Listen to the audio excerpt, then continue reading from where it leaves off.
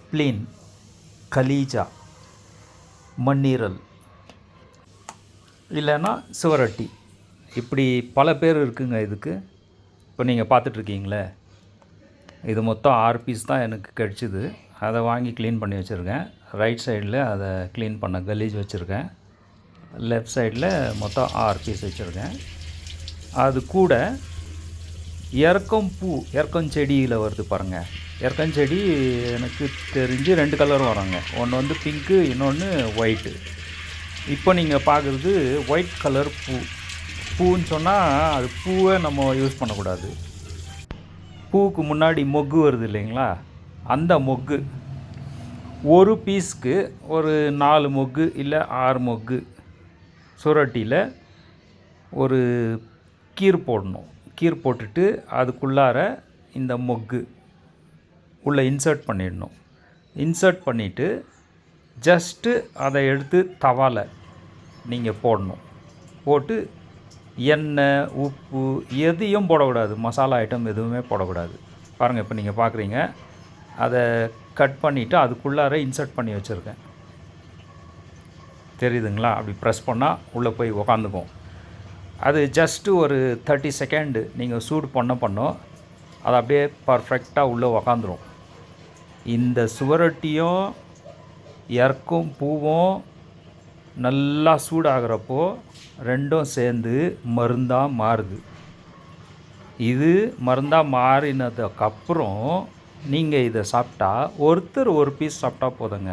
வாரத்துக்கு ஒரு பீஸ் சாப்பிடுங்க, மாதத்துக்கு 4 பீஸ் சாப்பிடுங்க.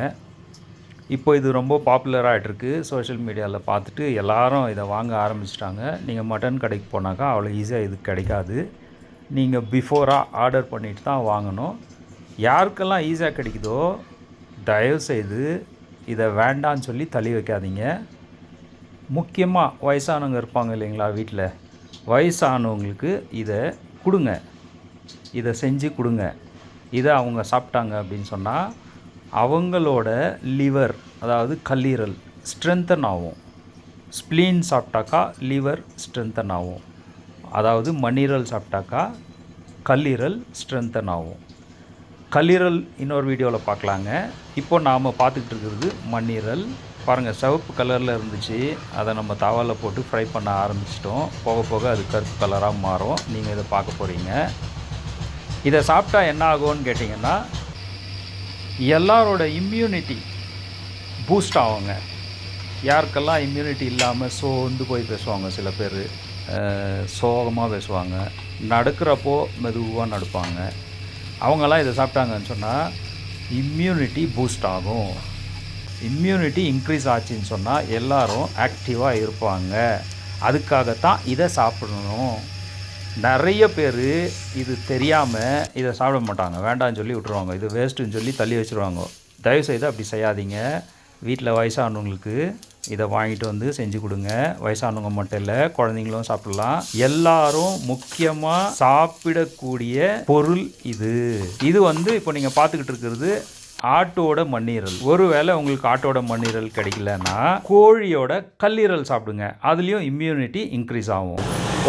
மண்ணீரல் சொல்லுவாங்க இதுக்கு. சேர்ந்து அதை சாப்பிட்டு சரி, சாப்பிட்டு பாருங்கள் எப்படி இருக்குது. நீங்கள் சாப்பிட்டு பாருங்கள் சார். நீங்கள் சாப்பிட்டு பாருங்கள் சார்.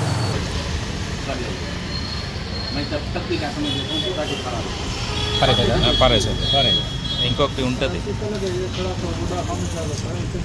ఎట్లా ఉంది చెప్పండి. అంతే